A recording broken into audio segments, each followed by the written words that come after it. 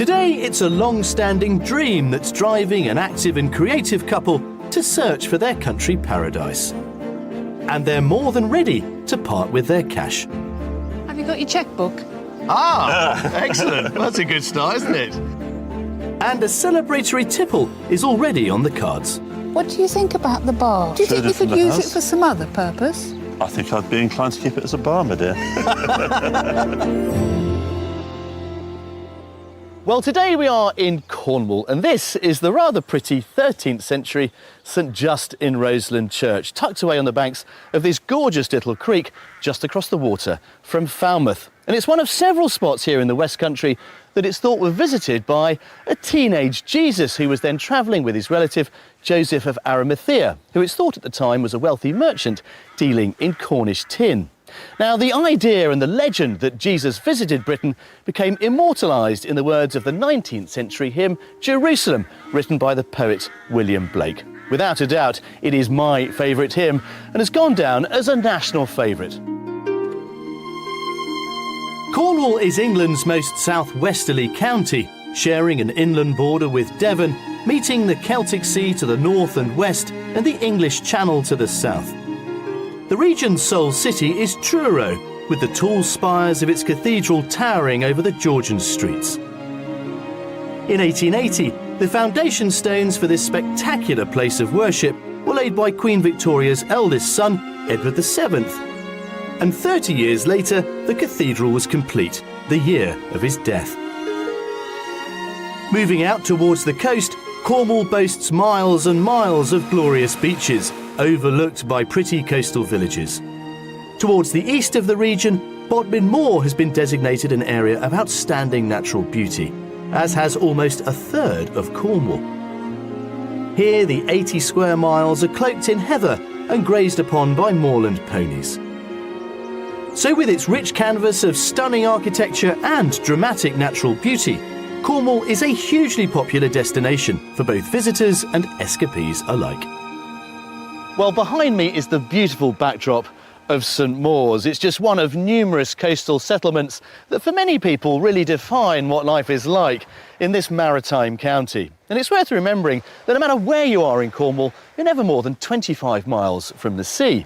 And as for house prices, well, they are often as attractive as the views. Currently, the average price of a detached property here is £277,000. That's some £22,000 below the national figure. Now, of course, a house with a view like that is going to come at a premium, but nonetheless, as a county, it does represent pretty good value for money. So, let's meet today's buyers and find out what's persuaded them to weigh anchor and move to the southwest. Part-time lecturer Heather and her Merchant Navy officer husband David live near Chelmsford, but have been in Essex since the 1980s. They wed just 6 months after they met 36 years ago. I'd definitely say Heather's the noisy one. She's the one that's outward going more than I am. Although I think I have learnt from her over the years, and we've met in the middle somewhere now. The couple's 2 grown-up sons have now flown the nest, and their 4-bedroomed mock Tudor detached home is up for sale. Looking forward to their upcoming retirement, Heather and David are planning on moving out of Essex. I wouldn't say that Chelmsford exactly has a great sense of community. It is literally a commuter town. And there's one West Country county that has captured their hearts. I've always liked Cornwall. I started to go down there when I was a baby and sort of grew up going on holidays. And when I go into Cornwall, I feel that it's my natural home, that I've come home. And that's really a feeling that I like and want to keep. When they make their move, Heather and David are planning on enjoying their hobbies. And Master Mariner David has also got his eye on some new ones. I'm coming up for retirement age now, so I should be looking for some retirement activities. I've been involved in the nautical industry from the age of 13, and I look forward to being able to give something back to the marine industry, and I'd very much like to get involved with the National Coast Watch Institution, which is a voluntary organisation. I will be giving up my work, and I would like to get involved with the local community. I would like to develop my art skills as well, and I would like to sort of relax a bit, because I feel at the moment we're living our lives in a very full and very active way. I still like to be active, but in a little bit more of a relaxed surrounding. All they need now is a sale on their house and they'll be opening the door to their future. This move means a culmination of all my dreams and hopes. I would love a lovely home in Cornwall where I can welcome my sons and my grandchildren and we can enjoy the Cornish scenery and the Cornish life together. That's what I want from Cornwall: happiness, relaxation and a jolly good retirement.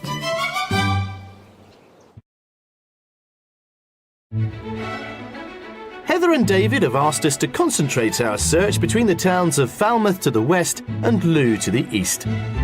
But before we commence our journey to find them their new home, we're all catching up in Cornwall on the banks of Charlestown's picturesque harbour to discuss the details of their property wish list.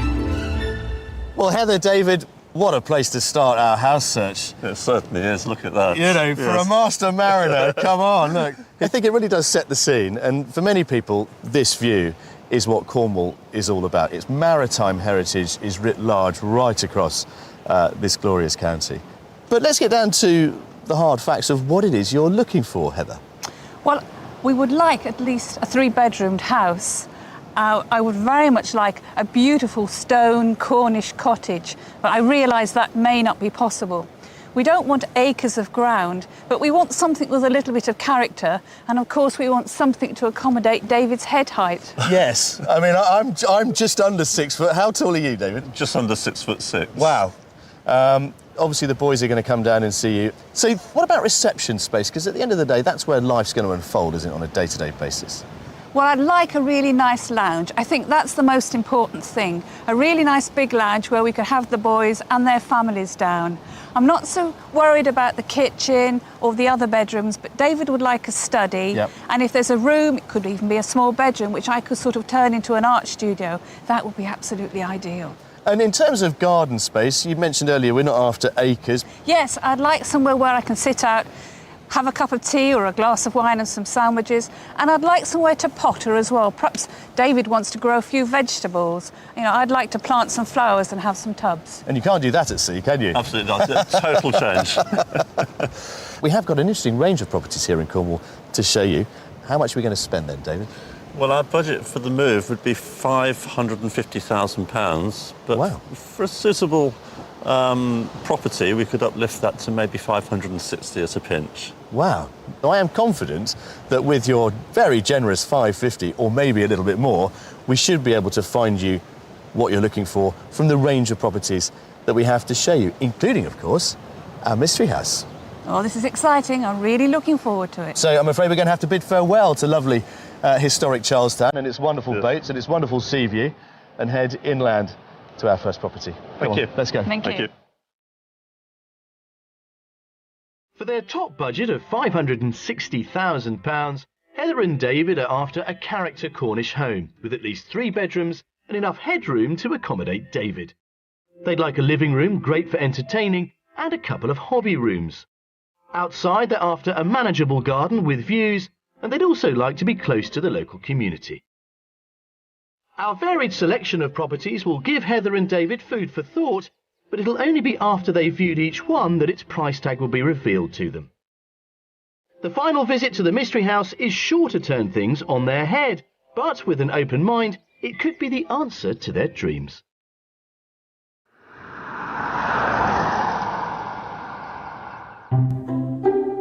Our Cornish house hunt is taking us to the inland village of Luxillian. Locals are served by a village store and post office, and the village hall provides plenty of social opportunities, as does the popular dining pub. The parish church, originally Norman, was completely rebuilt in the 15th century from granite. One of its windows is a monument to a 19th century architect, whose name is also linked to this detached house on the edge of the village. Well, Heather, you wanted a Cornish house made of Cornish stone. How about this one? It looks Like an old school. like an old school. It looks really interesting. It is an old school. I love the stonework. And I noticed it was built in 1871. It was by the amazingly named Sylvanus Travail. He was an architect actually born in the village here. He built around 50 schools around Cornwall. When it was originally put together, there was no middle floor, just a huge kind of vaulted space. So the current owners have inserted a floor throughout it. Well, it looks like, dare I say, a hidden gem you've found for us. So I'm very interested to open the package and let's see what's inside. Right then, let's open that package. Come on. This impressive property was built from local granite and converted into a family home around 1970, a century after it was built. Once inside, a long hallway divides the ground floor in two, and it's home to a rather fun surprise feature. Come this way, guys, because this, I think, is really unusual. Wine rack set into the fireplace. I'm sure you could fill it and just as easily empty it. We could make a good attempt. Anyway, this is the kitchen. Nicely fitted, very simple. Oh, I like the kitchen. It's very nice, and I like the view from the window. And very spacious as well. Really spacious. I mean, they've got this breakfast bar in here, but next door you've got a really nicely appointed dining room as well if you want to have more formal dining and so on. But I imagine sort of for every day. Yes, absolutely ideal. I would like to see the rest of the rooms, though, please. Oh, yes, absolutely. Of course you can. Follow me. Beyond the kitchen and past the dining room is the sitting room. And although it's beamed, there's enough headroom for all 6'6" of David. Well, the beams aren't too low, are they? It's high enough, but I'm a bit worried about what Heather's about to say. It's a little bit too small, I think. It seems to come in a little bit at me. Whether we could get used to it, I'm not sure. I certainly take your point, but I do think it benefits from the addition of this conservatory here, which I rather liken to the bridge of a ship.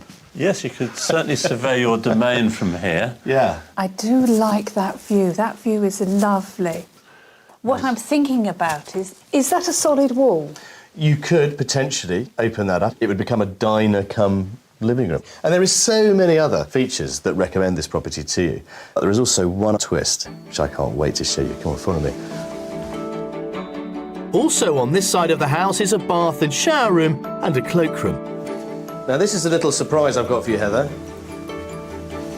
David could probably reach this. Above our heads is a loft hatch concealing something rather special. All will be revealed. The pull-down stairway takes us to a vaulted loft room that runs the length of the house. It's bright and airy, so could provide a perfect space for a budding artist. My gosh. Yeah?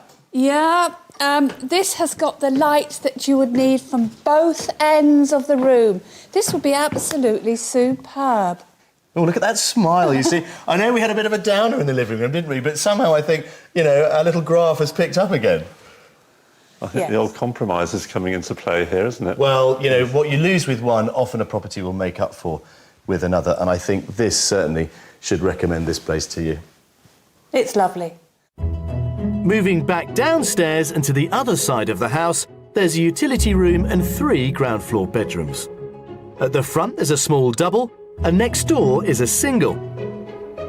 The master overlooks the back and has its own ensuite shower room. The nature of this converted schoolhouse means the upstairs accommodation isn't conventional. As well as the loft ladder leading to the potential studio, there are 2 separate staircases, each leading to a first-floor bedroom, again featuring vaulted ceilings. That makes 5 bedrooms in total. But next stop is the garden. Hot tub, straight outside the master bedroom, for a morning dip. Indeed. Outside, the conservatory opens onto a raised terrace with views across the lawn, a pond and a panoramic countryside vista. There's also a walled side garden and a summer house cum bar. It's an ideal size, not Very too much manageable. to look after. Very, very low maintenance. I love the walls that surround it. You've got a nice sort of tool shed there, very much in keeping, obviously, with the original building. And the views, you know, not bad, really. It's a lovely spot. It's beautifully quiet. What do you think about the bar? I think that looks excellent myself. It's Do you think you secluded from could the use house. it for some other purpose? I think I'd be inclined to keep it as a bar, my dear. What other purpose could you possibly have in mind for your art studio? Sorry, David. Sorry. You've got an art studio in the loft. So, I think this is of interest Yes. But, of course, it will come down to its price. I would go round about 520. I think it's probably a little bit more, so I'm going 525. So if it was £500,000, that makes it very doable. That's interesting. That's interesting. That would give us money to be able to perhaps change it to the way that we might want it. Yes, it's a really good first house. Have another look at this one, because it is quite cavernous. There's plenty to see. Go on, off you go, and I will come and find you later on. This 19th century old schoolhouse is under budget, leaving a healthy £60,000 in the kitty. It's got the potential for a great family room, along with the huge loft room and 5 bedrooms. With the garden comes many additional features, along with those lovely views, and the property is located right on the edge of the village. When I approached the house, it looked lovely. I loved the stone and I loved the age of the house and the big wide driveway. And then there was the attic space. Well, that was a complete surprise. I mean, I never dreamed I could get anything as big as that as a studio. Well, overall, I'd feel this house has got a lot of potential for us. I had a reasonably good feeling in most of the house. Certainly the arts studio potential would be very nice for Heather. How are you doing?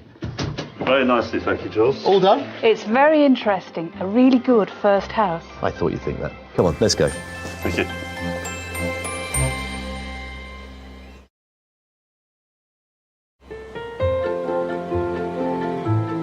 With 50 years at sea under his belt, David can't wait to make the most of the Cornish coastline, which spans a distance of over 400 miles. He has hopes of joining the NCI, the National Coast Watch Institution, a voluntary organisation which keeps a visual watch along the UK shores to keep seafarers safe. Tanchan, this is Paul Ruin, NCI, over.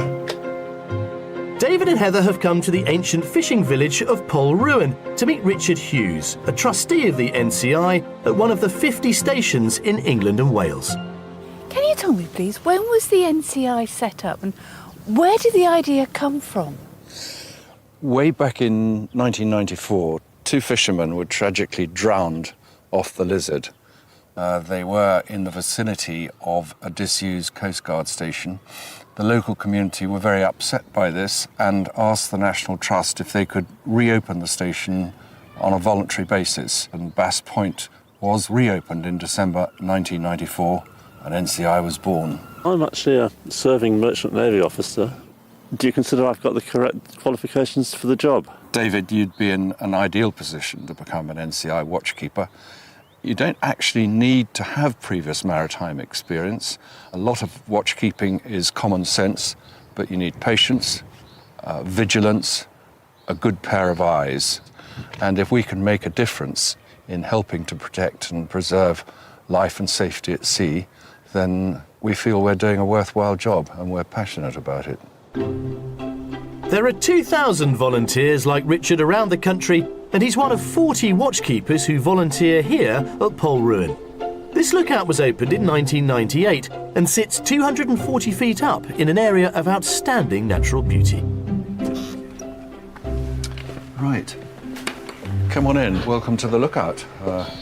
Dan is on a watch this morning. You can see from here that he's got a very good view of the coastline in front and to the east and the west. He's also monitoring several different radio channels. We have a number of optics which aid us in looking further out to sea according to the visibility. These are all important aids to watchkeeping, but it can't spot a local fisherman in distress, or a yacht with an engine breakdown, or a kayaker or a canoeist who's in trouble. What you need is the Mark I eyeball for that, and that's what we do, visual surveillance. That's why we're here. So, Richard, could you please tell me what a typical day would be like in the lookout? I don't think there's any such thing as a typical day. Sometimes we come up here and you can't even see to the edge of the cliff, but we can listen to the radio, we can see what's going on through radar. There's always ongoing familiarization and training to do in the lookout. of the sophisticated technology in use here is invaluable, but as Richard says, there's nothing quite like a watchful pair of eyes. And something that makes spotting trouble that little bit easier are these powerful tripod-mounted optics. I've got the edge of the coastline. Yes, I can see it quite well now. It's very clear. If you see somebody in the water, what would you do then? Well, the phrase to remember is spot, plot and report. Once we've spotted somebody who is either in danger or looks as if they might be going into danger, we need to plot as accurate a position as we can very quickly. And then we will relay that position by phone to the Coast Guard, and then they will decide on the resolution of that particular situation. With his marine background, David's training won't be too lengthy if he joins the Coast Watch. And with the organisation involved with almost 300 incidents last year alone, the work he could be doing would be very much appreciated. You've seen our lookout. What do you think of it? Very interesting too. I think I could be very interested in joining you when we actually finally move down here. I should say also that we do have a number of husband and wife teams who keep watch together, and they do extremely well. So I hope we do see you again. I'm sure you will. I can look forward to a nice cup of tea then. Thank you so much. Yes, thank you, Richard. Thank you. David may have all but signed on the dotted line, but for now it's time to press pause on our Cornish journey until our quest to give him and Heather a new address resumes tomorrow. It's the second leg of our coast around Cornwall, on the hunt for a country pad for Heather and David from near Chelmsford in Essex. With a top budget of £560,000 in their pockets, we've been given the job of finding them a home full of Cornish charm that also has high enough ceilings for 6'6" David. Coming up, we've got a surprise in our mystery house. It is like a 5-star hotel. Yeah. Do you want to check in, I wonder? And I'll be getting the pick of the county's bunch when I discover why this pocket of the country is carpeted by the biggest concentration of daffodils in the world. You've got a rubber band already on yours. I haven't even picked enough yet.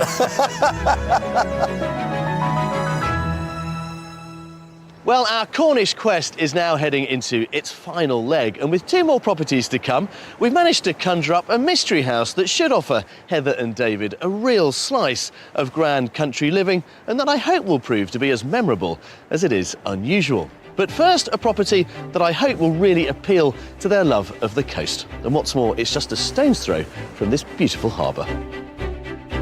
Mevagissey is a village on Cornwall's southern coast. This pretty fishing port attracts tourists to its harbour and narrow streets, teeming with artisan shops and eateries. In the late 1700s, Andrew Pears, a farmer's son, was born here. He later invented and gave his name to a very famous amber-coloured soap. Just 5 minutes' walk from the centre of the village and perched on a hill with views to the coast is our next offering. It's absolutely magnificent. Lovely. Have you got your chequebook? Ah, excellent. Well, that's a good start, isn't it? Oh, come on, please. Can we go in? Come on. This fabulous whitewashed detached villa certainly looks perfectly in place with its palm tree and its proximity to the sea. It was once a guest house, and with a local history of smugglers, who knows who may have rested here in the past. I love the double doorway. It's a classic layout, central hallway, dining room is in there, but let's start in here. This is the living room. I just love it. I could see us living here very happily already. And it's cosy as well. And it's cosy. Yes. It could be our home already. Wow, that's a great reaction. I wasn't expecting that, to be honest with you, but I'm delighted. I don't need to sell this anymore, do I? No, we're off, Jules. We're going to... Go on then, you can go. Let's have a look at the kitchen. Just to remind you, sumptuous Victorian-style dining room in there. And then this, the galley kitchen, which is sort of appropriate, I suppose, for a master mariner, David. This would be very appropriate and extremely good to work in. You know, for a galley kitchen, it does extend this way, which is, I think, really useful. Space for the dining table, nice little range at the end there. But the whole thing is really complemented by this rather useful garden room as well, that really does milk those views.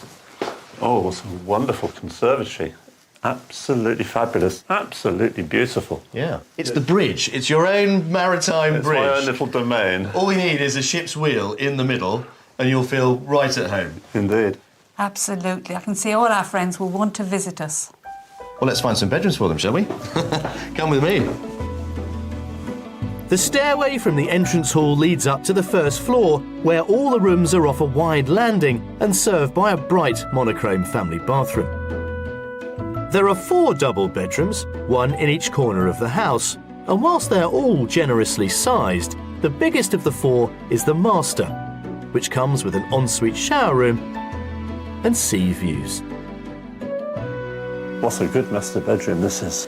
I love the big windows and the light pouring in. That's fantastic. There's nothing more I can say. It is a really superb house.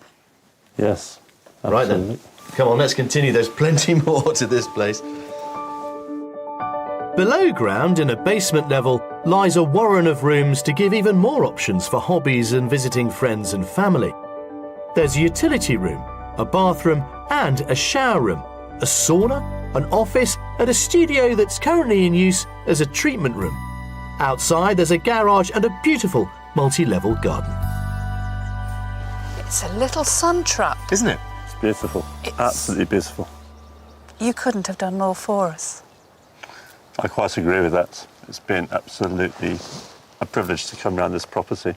A privilege. A privilege indeed. Will it be a privilege to buy it then? Where are we on this one then, David? Well, it's a lovely house, a stunning location. I think it's nearer to the top end of our budget. Yep. Yeah. I'd go for 530,000. 530? I think it's going to be slightly higher than that, and I'll go for 545. It's not £545,000, I'm afraid. It's £480,000. For once, you're lost for words. Good Yes. gracious. Absolutely unbelievable. And that would give us plenty of money to do it up. You did say 480, didn't you? I did. They are the right numbers in the Yes. right order. That's incredible. Right then, better wet the ink, mate. I suspect you'll be writing something fairly quickly. Go and have another look around. Thank you. Go on Thank then. Off you go. This wonderful detached house has come in way under budget and gives Heather and David everything they've asked for and more. There's a great living room and a spectacular conservatory along with 4 bedrooms. The basement offers plenty of extra space, and then there's the garden with all its nooks, crannies and sea views. Location-wise, it couldn't be better situated, close to amenities and the sea. Well, it's a really lovely house. It has heaps of character. I could see Heather and I living here for a long time to come. It's light, it's airy, the garden is a real little sun trap. I don't think we could better this. Well, look at these beaming faces. Happy with the studio? It's fabulous.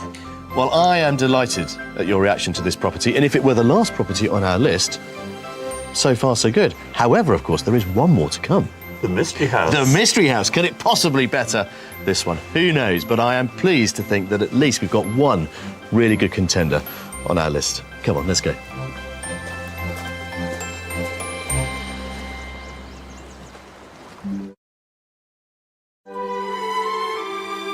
There's nothing more vibrant to signal the arrival of spring to the British countryside than the sight of yellow daffodils swaying in the breeze.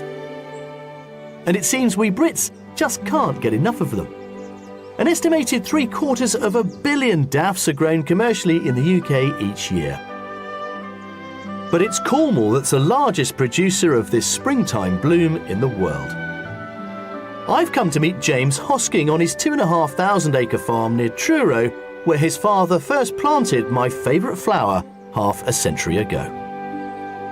I had no idea that Cornwall was the home of the British daffodil. Yes, I think the climate down here is absolutely ideally suited to daffodils, and it's really because we've got these mild springs, which mean we get the daffodils before everyone else. They do look beautiful today, putting on a fabulous show. And how many acres have you got given over to daffodils, James? Of daffodils, we've got about 170 acres. And how many daffodils Is it possible to quantify that you actually produce Well, a year? roughly, we pick about 15 million stems of flowers that go to the market each year. 15 million. And how many varieties? Well, we've got about 400 different varieties. We tend to have a lot of speciality daffodils, as opposed to the Cornish crop, which really is producing the early yellow trumpet daffodil. These yellow flowers aren't just a pretty face. They were brought to Britain centuries ago by the Romans, who believed their sap to have healing powers. And even today, a substance in their bulbs is used in the treatment of Alzheimer's. The daffodils on James's family farm are picked from the beginning of January through to mid-April. And although numbers run into many millions, they're still plucked by hand. They just look beautiful today. I mean, that's a classic example, isn't it? They do, and it is, but that's not what we want to pick. That's how it needs to look in someone's vase. So actually, that's the one we want to pick. It's at the stage we pick it. The one that's unopened. That's unopened, and this variety needs to just be showing a little bit of colour to show that that's at the right stage to pick it. And do you cut them? No, our way of doing it is what we call pulling it, because what you want is a clean break on the stem, and not if you pick it, you can sort of squash it and they curl up and it looks tatty. So our way is no pressure with my thumb. I just grip it in my palm. You give it a sharp pull up, and it gives a clean break on the stem, and also it gives me another inch longer stem. So that's the perfect picked daffodil, one of the 15 million. One of the 15 million, and 10 of those, and that's a bunch. We've put that in our cold store for tonight to cool down, and then it's posted out tomorrow. So in 1 day's time, it'll be on someone's kitchen table or living room or whatever, and just starting to open. I mean, can I just practice the technique on this very pretty head here? Because, you know, that to me... Now, you're saying... Now, we're saying... Pull, not pick. Yes, so you don't grip it with your palm and don't pinch it with your thumb. So grip it with your palm and just pull up. There we are, a nice clean break. And Yes. what variety is that one? This one's called Rosemore Gold, which is a new variety that was actually bred down here at Camborne. Right then, we better get picking, haven't we? There we are, that's a nice one, isn't it? That's very nice. Yeah, there we are. You've certainly got your work cut out, though. I mean, to get 15 million. That's right, and then the finish off, I have my daffodils. I want to even them up now, so I give them a little twist to straighten all the stems and get them to line up. Yeah. And bring the heads on, and so you just quick break on those, even up again. Look at that. And then that's a nice bunch of daffodils. You've got a rubber band already on yours. I haven't even picked enough yet. I'm not sure I'm really going to help you towards your total. I've done it before. Yeah, well, you certainly have. Now, James may have 400 varieties of daffs on his farm, but there are 13,000 hybrid varieties too. It's been a fascinating insight into what is, without question, my favourite flower. Well, Jules, it's been an absolute pleasure having you here, and why don't you take those home to put in a vase? I know exactly where they're going to go. Lovely. Made in Cornwall, just like they should be. Yeah. Well, there's no doubt that these daffs are a sign of new beginnings. So now it's back to our house hunt to continue our search for a new home for Heather and David.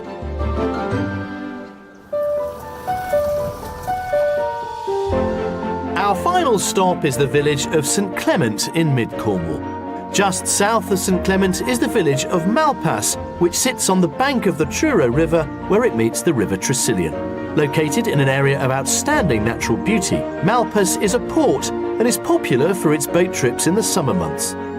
5 minutes away is St Clement, where we find our final offering, which forms part of this grand Georgian home. Well, chaps, this very steep drive goes to the heart of explaining in part how our mystery house, there it is arranged. What do you think of that? Is it all of it? No. You get that cream wing.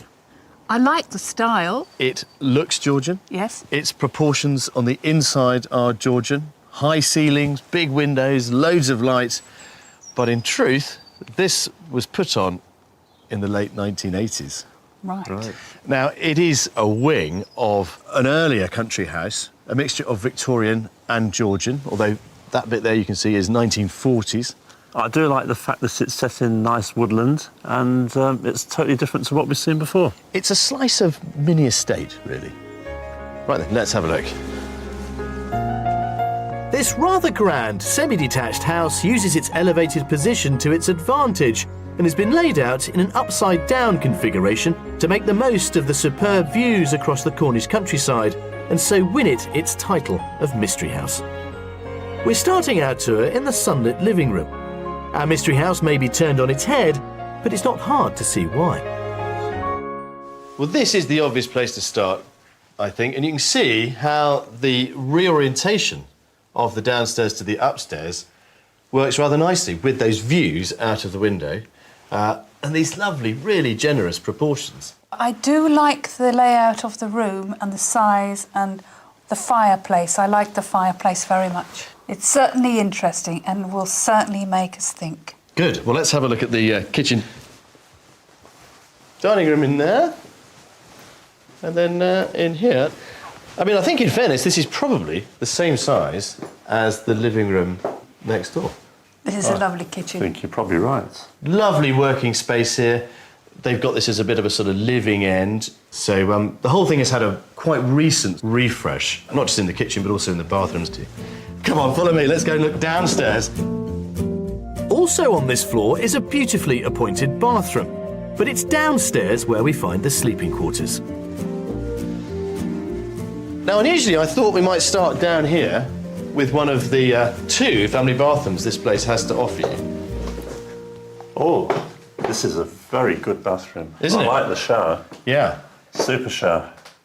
And I know Heather likes the bath. I like the roll-top bath. That's really nice, and the big radiator beside it. This really is to flatter and spoil your guests with, because the master bedroom, just across the hallway, not surprisingly, has its own ensuite. Come and have a look at this. It is very luxurious. It is like a five-star hotel. Yeah. Do you want to check in, I wonder? Come on, let's go up and talk about the price. Along with this luxurious master bedroom are a further 3 double bedrooms on the ground floor. There's one with an adjoining cloakroom, a room of the same proportions next door, and another slightly larger one across the corridor.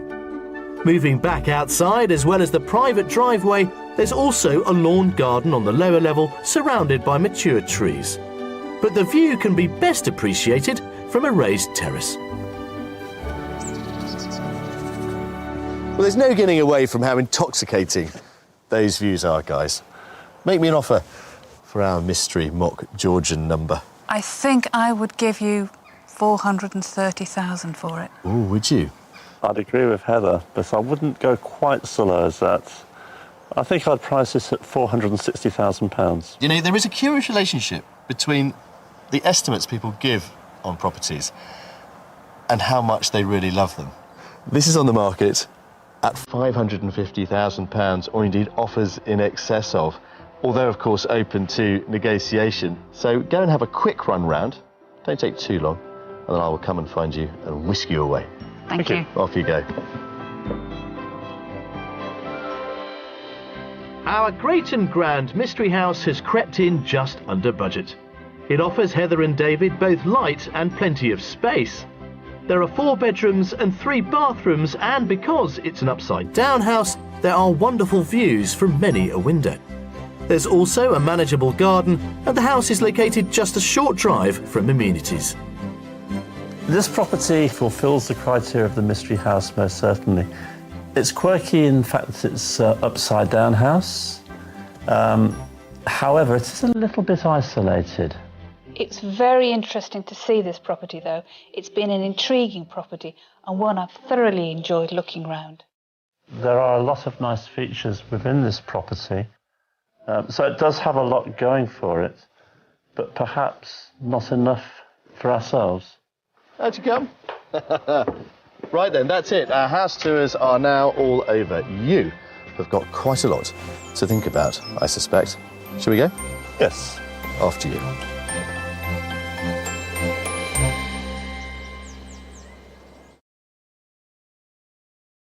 Well, it's now decision time for David and for Heather. So as a final treat on our trip to Cornwall this week, I thought I'd bring them here to the beautiful botanic gardens at Tregothnan. These are just part of what is still the largest privately owned estate in Cornwall. And just over a decade ago, they started growing this stuff, tea. It's the perfect place for a final chat over a lovely homegrown cuppa.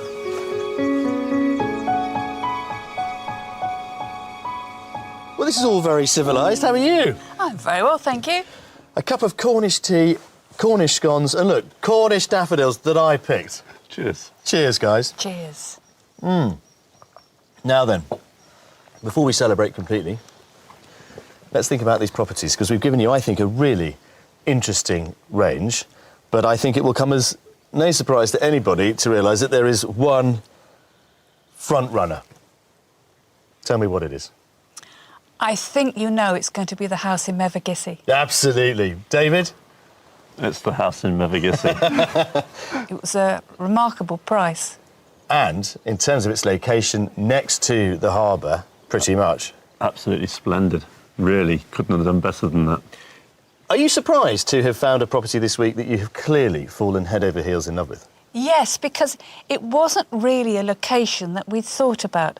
I wanted somewhere with a community, and Mevagissey gives us that in buckets. But the house was quite a surprise. It's got the studio, it's got the study, it's got the lovely large bedrooms, it's got the wonderful kitchen and conservatory, and the view. What more could we ask? So what happens next? I know you've still got your house to sell. Any movement on that? Well, our house is on the market, as you're aware. We have been in touch with the agent today. We're informed there's been lots of interest, but unfortunately no concrete offers yet. But we are hoping for that to change soon.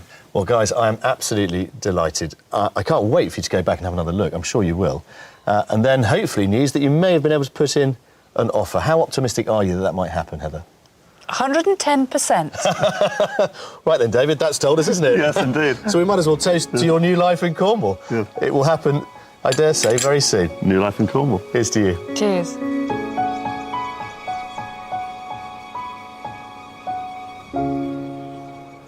Well, it is often said that some of our best decisions are made over a cup of good old-fashioned tea, and that is exactly what has happened here in these beautiful surroundings at Tregothnan. Now, I mentioned earlier that this was the biggest private estate in Cornwall. It is also surely one of the oldest. It's been in the same family since 1334, and that is the sort of legacy that I think most of us would aspire to. And now, hopefully, Heather and David have got the chance to create a legacy of their own, and not just for themselves, but also for their children and their grandchildren, in a beautiful Victorian villa overlooking the sea. I'll see you next time. If you would like to escape to the country in Northern Ireland, Scotland, Wales or England and need our help, you can apply online at bbc.co.uk/be on a show.